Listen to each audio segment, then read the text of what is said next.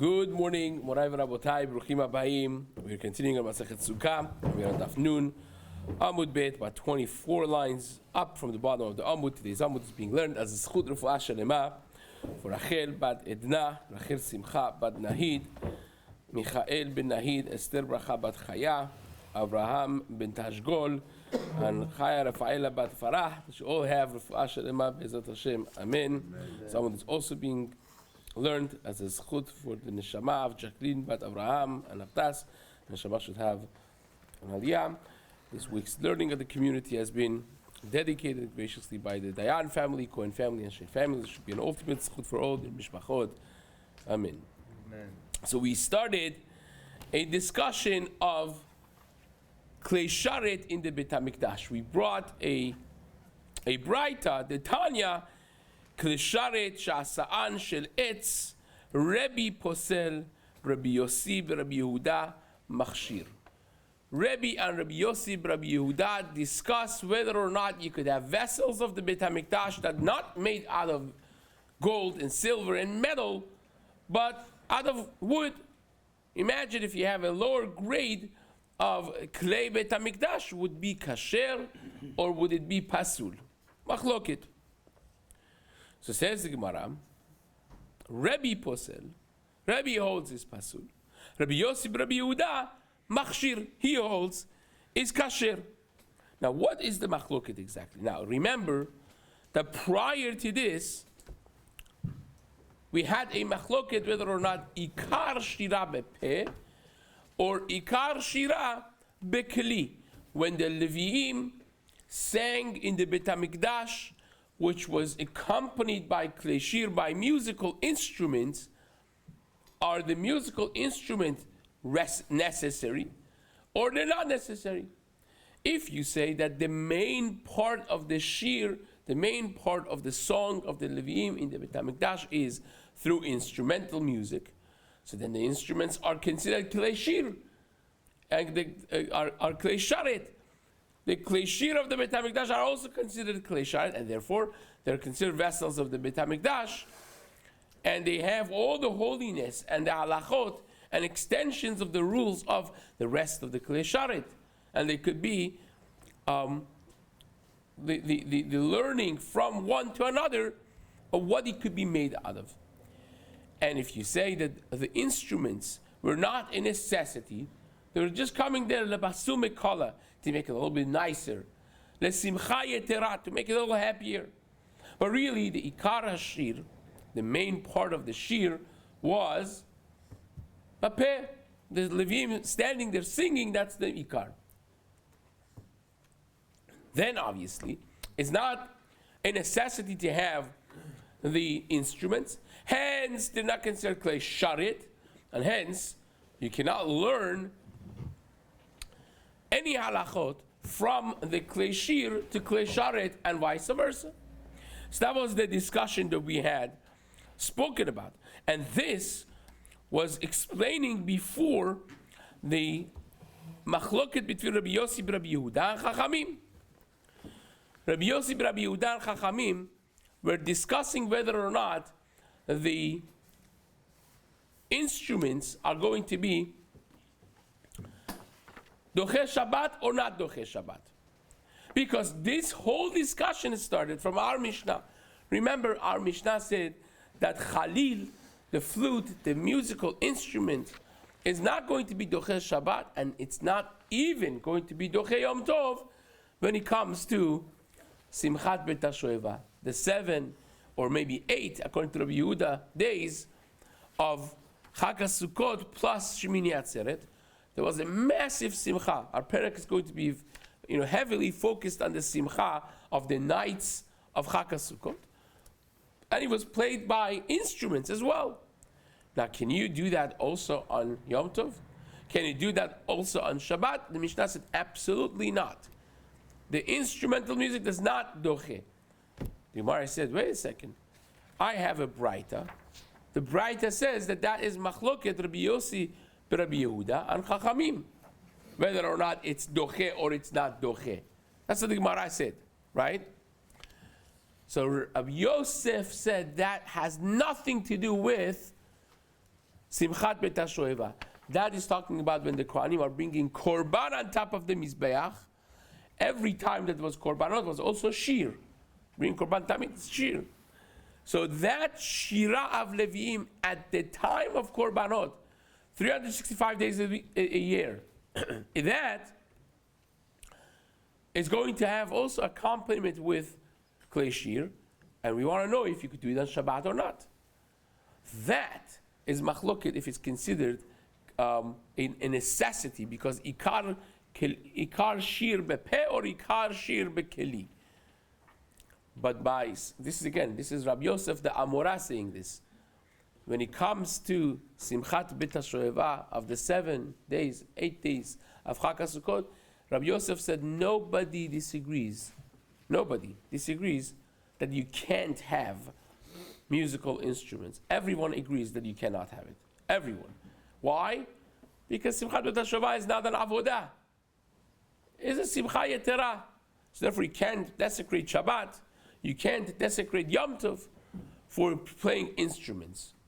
That was the shita of Rabbi Yosef. Now we're going to soon see that there's going to be a second opposing opinion to Rabbi Yosef, to that of Rabbi Yosef. But this is the shita of Rabbi Yosef. So now we're going to be dealing with this shita and developing it into the machloket that it's going to become. So says the Gemara.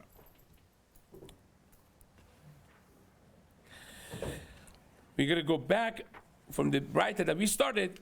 We started last shiur, and then develop it to the Gemara's today's Gemara. The Tanya Klesharet Shas'an Shel Etz, the vessels of the Beit HaMikdash. We're not talking here about the instruments of music. Any vessels of the Beit HaMikdash, the bowls, the mizrak, all of those. If you made it out of wood, is it pasul or is it kasher? Rabbi Posel, Rabbi Yossi, Rabbi Yehuda Machshir.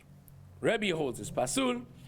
Rabbi Yossi, Rabbi Yehuda holds is kasher. It's the same Rabbi Yossi, Rabbi Yehuda that we had before. So says the Gemara, "My lava kamiflegi."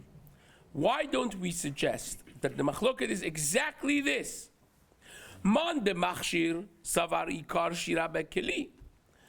The one that holds is kasher, holds that the music of the korbanot has to be with instruments. Has to be. And if it has to be, it's part of korbanot. If it's part of korbanot, it's considered klei sharet. And if it's part of klei sharet, then yalfinan me'abuba de Moshe. You see how beautiful this is? We knew that there's a flute. We call it abuba de Moshe. It was also an instrument of music. It was a flute from the time of Moshe Rabbeinu, and it was made out of wood. Right? The Gemara in Erechim talks about this in Daf Yud. We mentioned the Gemara there says actually one of the kings felt that was not bekavodik, so he had them gold plate this, and then it started sounding horrible, and it wouldn't go back to its normal sound until they actually peeled off the whole gold plated. So it had to be from wood. So avuva de Moshe was one of the instruments of music that they used in the Beit HaMikdash. So if you say that avuva de Moshe is a kli sharet, is one of the official kelim of the Beit HaMikdash, so then now I could interchangeably learn the halachot from different kelim. So just like this kli sharet could be made out of wood, let us suggest that other kli sharet could be also made out of wood. Right? Says the Gemara, Uman de pasil, and the one that says no, it's pasul. That means if I have a bowl, if I have a mizrak made out of wood, is pasul. How do you deal with avuva de Moshe? Why would that be kasher and this would be pasul? Says the Gemara, Savar ikar shira bepe. Says no, ikar shira bepe. We don't need instrumental music. The main part of the Leviim singing is exactly that, singing, not music. And therefore, the fact that avuva de Moshe was wood has no bearing, because avuva de Moshe is not kli sharet. It's just the instrument. It's not part of the official vessels of the Beit HaMikdash, because you could do without it.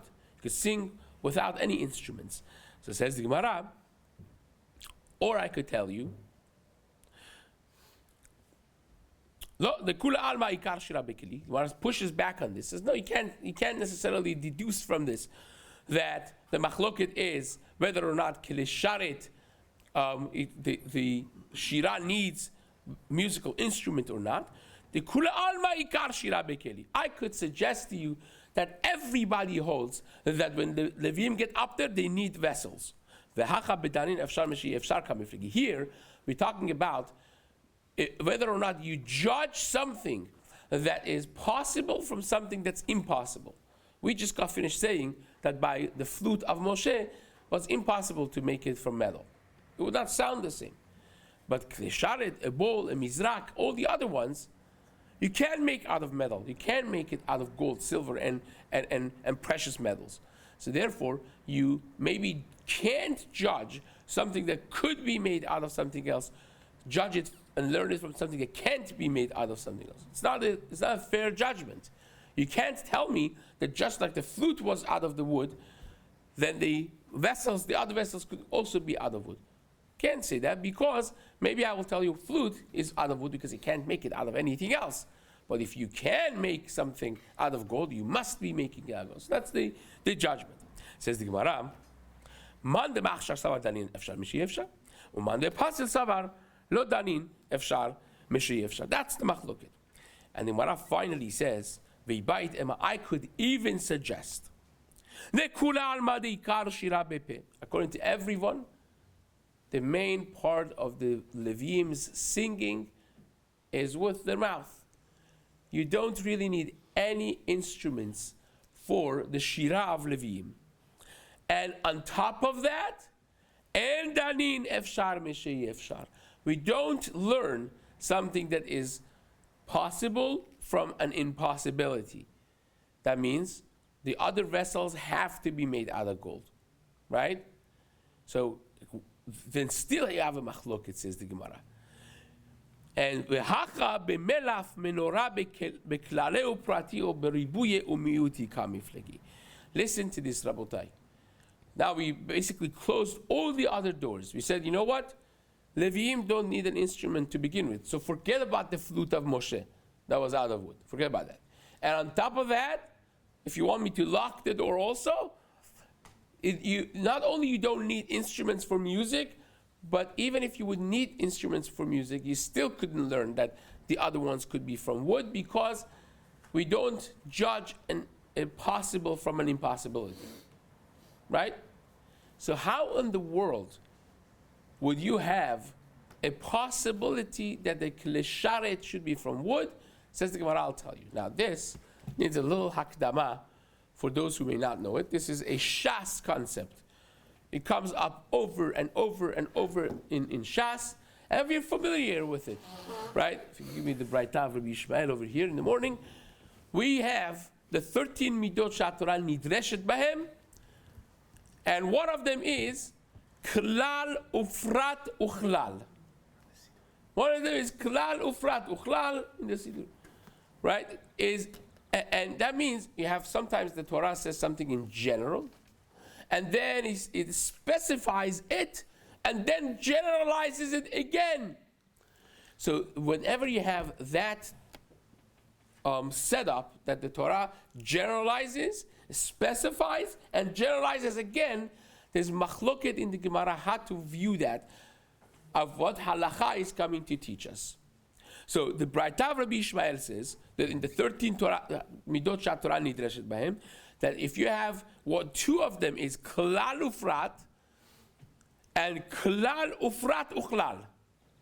So whenever you have klal ufrat, en lecha ela ma bifrat. If the Torah says a general term and then specifies it, it's going to tell you that the only thing that exists is that specification. That prat that I taught you, there's nothing else included. If the Torah says klal ufrat uchlal, iyatadan ela ke'ena prat. When you have a generalization and a specification and another generalization after that, then why did the Torah do it in 3 steps? It's coming to tell you that not everything is included because I specified it. But it's not like klal ufrat, that just this specification itself in that one case only is included because I generalize it afterwards again. So why do you do it in 3? To tell you that there's a blend of both. it is limiting it, but it's limiting it not to one case, but to all cases that share the nature of that prat, that specification. It's not just this, we will get to this in just a moment to explain it in a case. But everything that shares the same properties, the same nature as the prat is included. That's why you have klal. It generalizes to tell you that there's everything included. Prat to tell you no, not everything, just the prat. But then he says klal again to tell you no, it's not just the prat, but it's also not everything. Is everything that shares the same nature and properties as the prat. So so in this case would be, right? If you tell me, let's say, a menorah, make a menorah. Well, what can I make it out of? Could be out of wood, could be out of clay, could be out of metal, iron, silver, gold, whatever. Then he says, no, menorah zahav. It has to be made out of gold. You see, klal, prat. They said, no, only gold. So if I would have only that, what would I say? Gold. Only gold. Because klal ufrat, en lechayla bifrat. Will be the only thing that would exist would be the prat. But then he says, menorah again. So it's kalal, chazar ve'kalal.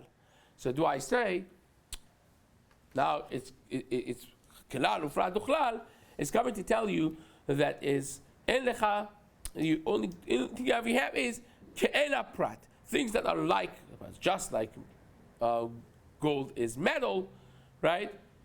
And everything that's metal. That's one way of looking at it. Now we learn Bratash of Rabbi Yishmael, Omer, B'Shlosh Midot HaTorah Nidreshet. Therefore, we're very used to this. But really, in the Gemara, it's machloket. That's one way of looking at it. The other way of looking at it is not klal ufrat uchlal, but what the Gemara calls riba mi'et veriba. Right? Added, excluded, and added again. Right? It's the same way of saying it. It's just that the way the Gemara explains it is machloket.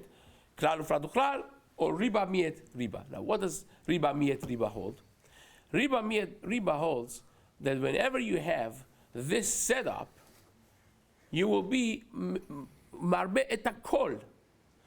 So if you say riba miet and then riba afterwards, it's coming to tell you that when at the end I am adding, when I have a generalization, a specification, and generalization again, the last generalization is coming to tell you everything is included. So why in the world did I have the specification in the middle?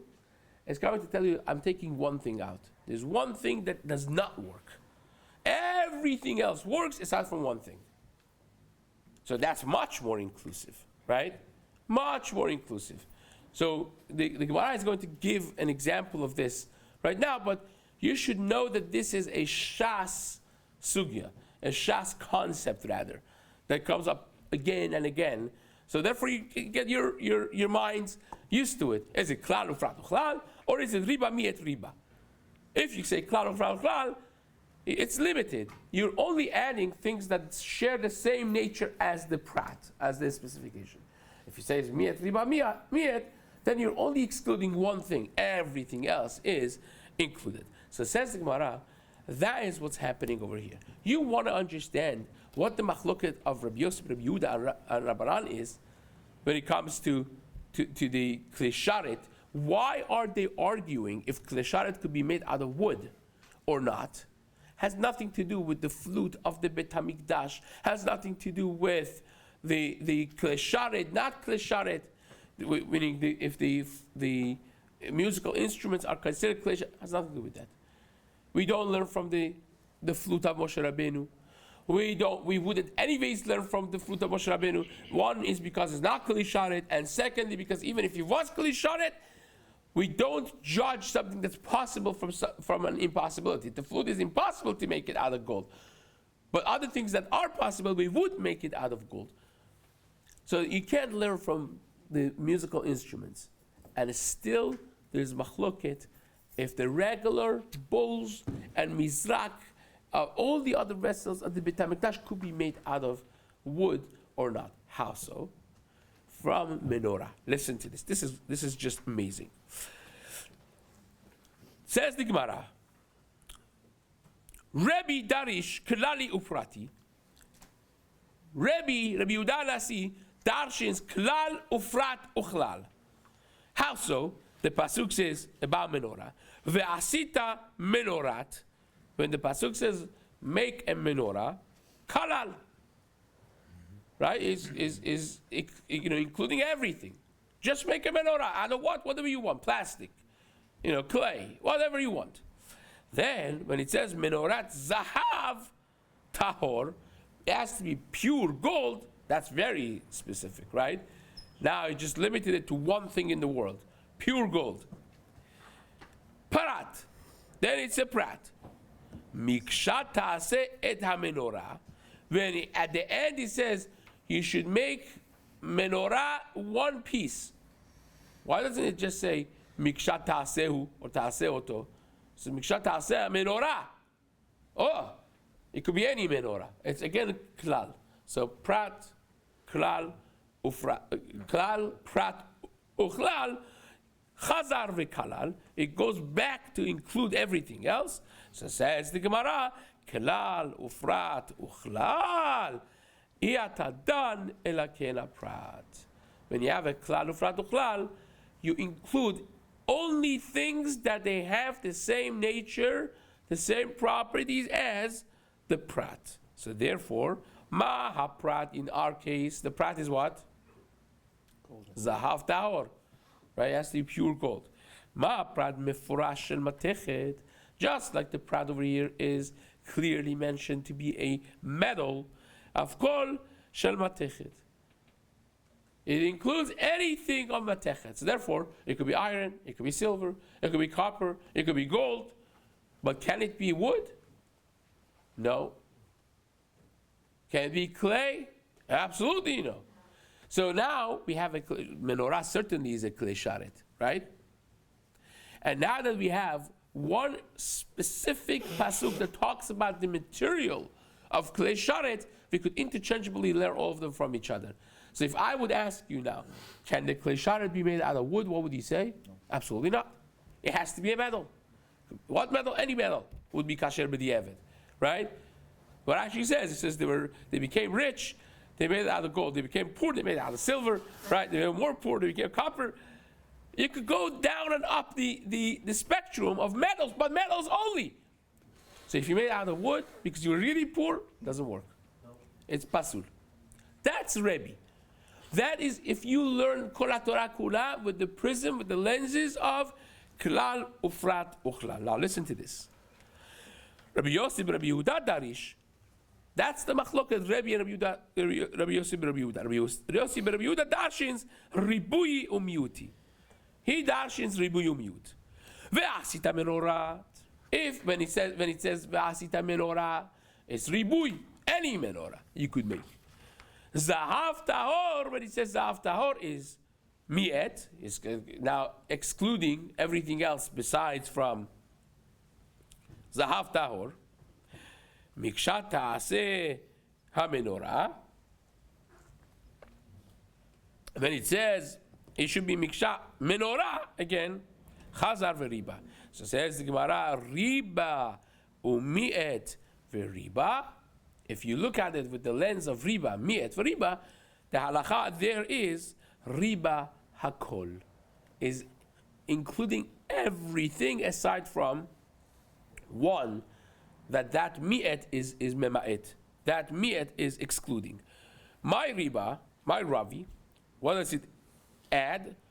Ravi kol mili. It adds everything. So if so, my mi'et, what does it take out? It takes out the one thing that is the least similar. What is the least similar? What's the lowest quality something? Is from earthenware, right? Earthenware is the one that doesn't have any of the halachot shared with the metal vessels, right? So therefore, mi'et shel cheres. So if you say that, now menorah could be out of wood or not?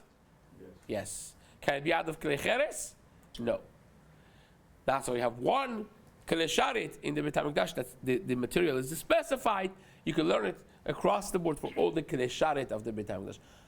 And this is a gorgeous way of understanding this Machloket Rebbe and Rabbi Yosef and Rabbi Yehuda, of how in the world are they arguing if my Mizrak in the Beit HaMikdash could be made out of wood, or does it have to be made out of metal? It depends on a Shas concept of riba mi'et v'riba versus klal ufrat uchlal. Fine, amazing. Amar Rav Papa.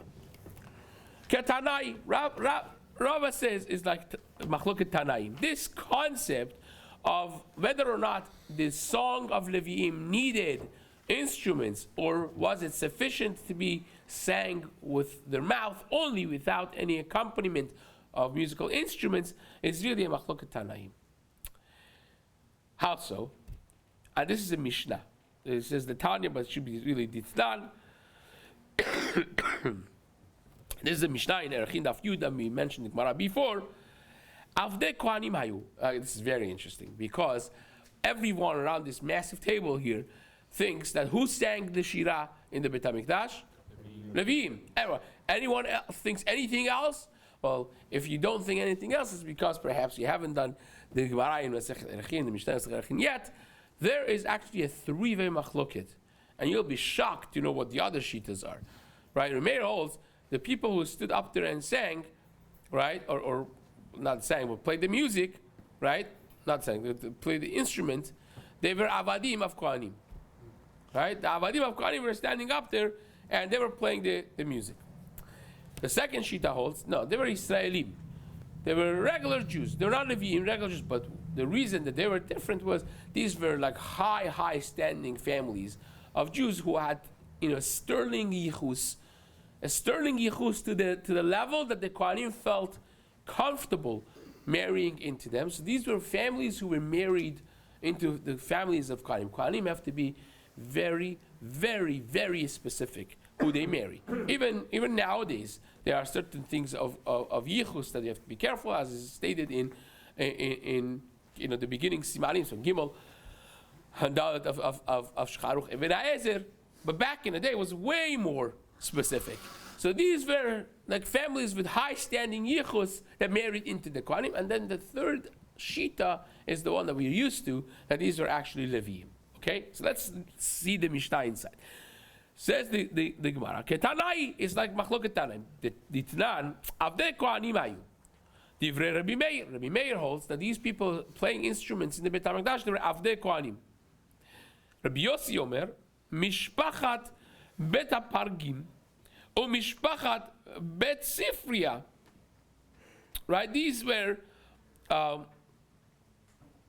amazing families. The names of the Mishpachot of Mishpachat Baragim, Mishpachat Sifria, or Ma'amaum, Hayu Shahayu Masi'in Lekeuna, that they were such high standing yichus that they married into the Kohanim. And then the Mishnah says finally, Rav Chanina ben Antignos Omer Leviim Hayu. The third shita is what we used to, that these were actually Leviim. Fine. So Ma'elav Ba'aka Miflegi. Why does the Mishnah say this? What's the machloket? Who was up there playing the music? I would look at this Mishnah and say, you know what the machloket is? The machloket is, do you have to have kleshir musical instruments there or not? Because if you have to have kleshir, who could play it? Only Leviim. Can a Israel do avodah up there? Absolutely not. Can a Eved do avodah in the Beit? Absolutely not. Only Leviim and Kohanim could do it. So when I would look at this Mishnah, the first glance, I would say, you know what, look at this. Do you need instruments altogether or do you not need instruments altogether? Rabbi Meir holds you don't need instruments. That's why Avadim could do it, right? Yes, he says, you don't need instruments. That's why Yisraelim could do it. And only there would be a question, according to the last Shita of Rabbi Chanina ben Antignos, whether or not the instruments are necessary. And that's what the Gemara suggests in the beginning over here. The one that says the Avadim holds that the Ikar of the songs in the Beit HaMikdash is with Leviim singing with their mouth, no instruments needed. Uman davar leviim hayu kasavar ikar shira bekeli. And Rav Chaim Baran Tignos that says these were leviim. He's the only one that holds that you actually need instruments as part of the avodah, and therefore it has to be a leviim. So says the Gemara, V'tisbara. Gemara says this is impossible. You cannot say this. Now we're not going to be able to finish this whole thing today, but watch this. That's not possible. Rabbi Yossi, my kasavar, it goes through the discussion back and forth and proves really that Rabbi Yossi cannot be holding this, and then we're going to be back to square one of who exactly is allowed to do the avodah in the Beit HaMikdash as far as the music is concerned, and we're going to reconvene Be'ezrat Hashem and discuss this to the maskana in the next shiur. Chazak u'baruch.